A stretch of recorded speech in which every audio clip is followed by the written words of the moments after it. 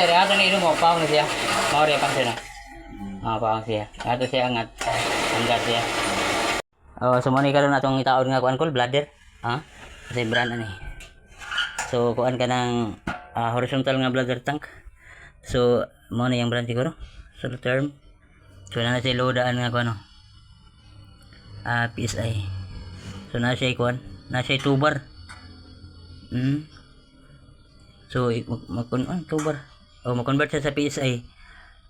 Ang 1 bar 14, so 28 PS okay kasi loaded siya, loaded. Sinindot inaning na ikuan ko na say pressure gauge kay mabasa ginato ba nga kanang nabag isudang yung bladder. So na say 28 PSI karon. So ato na tao dire. So na si sir daan nga pump pila ka horsepower ni? Ano pa tanah ba? So na 1 horsepower. Unya so na man yung piping daan.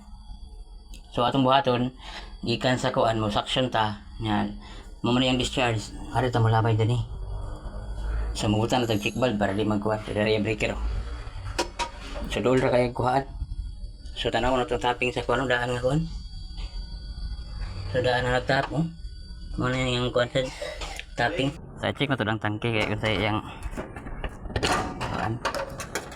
So buhi mo na yung kuan ba? Float switch. So ra diri. Ilawag ko. May tabon.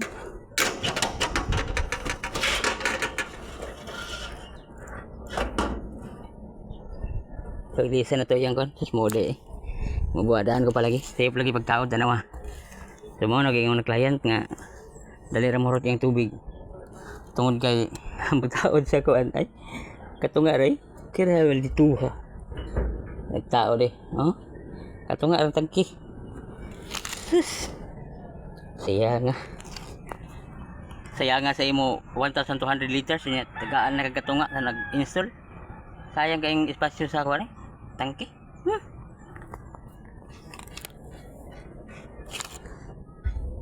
PSI. So nagtrip na siya 40 PSI ko, manay tao na doon pati ako sit up nito ko eh. Sa man eh. Daan tangkan. So wala tarang na to sit up, mag-error tani kuan gid sa pinapingay pero ang function pirang function. Ano ba sir? Pag drain ko no. Ya. Do kaya na siyang kuan. Ato sa drain gamay sara para makuha na tumuandar mo siya. Ay kuan siya. Abot og 20 PSI na mandar na siya, automatic. Sila ko siya fix.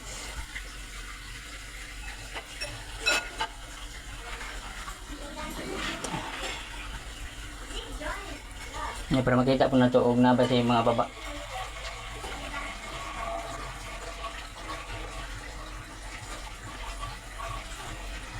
Lapit na.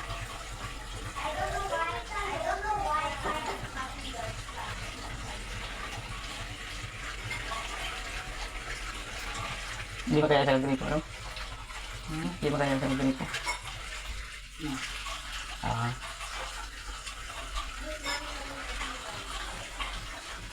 Napakapit na nun, 25 na. Okay na sir, maurot ng tubig mo dito. Adi mo agad na nagkaroon dyan pa dito. At least masisting natin, no? So, ni cut in siya uban, 20 PSI. Close ha? Close ha?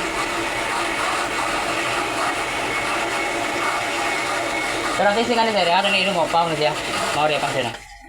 Paong siya. Ato siya angat. Anggat siya.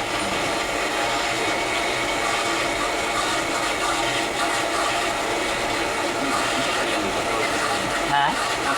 Wala na control sir. Nya kini mora na siya switch niya. Ana ginagdabida. Ang yung pressure switch. Karon sir, ikaw na 40 PSI, try daw dito. Ini kapaw nga rin. Kana sir. Mo na 40 PSI sir. Baci sit up ay. Atong sit up kay error tayo na ni noon. Wait lagi. Grabe. Ay, kini ko luwag nang dahom ani unwan pot mling ukoy day. Eh, kung dito pa na, wala ni problema. 40 mm PPR grabe ila. So kani mag site visit ako nga wa na to tanawang kuan ba. Tubo. Atong kita na dito ra sa discharge, uno man discharge. Ba't pa sa uno sa danggoan. So sang nahitabo uno 1/4 mo sa baba. Wala mi dayos uno 1/4.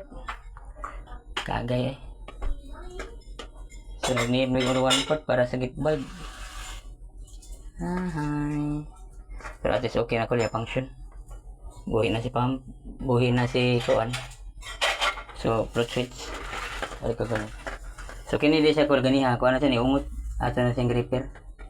So atong gi-install karon 1 horsepower nga kuan. Nya natay bladder tank diri nga kuan. Bladder tank ka 80 liters. Ang iyang brand kare. Yang brand kay Bear brand. So na-error ka sa record sa sit-up daan ba? Wala to natagaan ng nindot nga formada.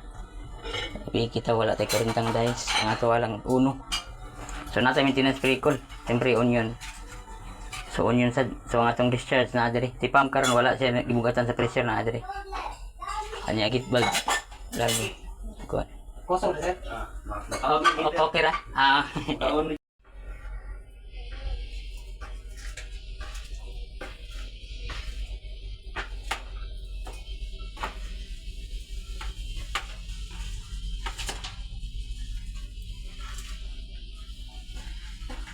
Oh, so dira ko lang natao na natong yung float switch diri. So na yang kon ko lang tabunan nato diri. Kuya kay hilag tabuno. Sige ra. Wala ikuan. So nata sa kon ko Ropnik.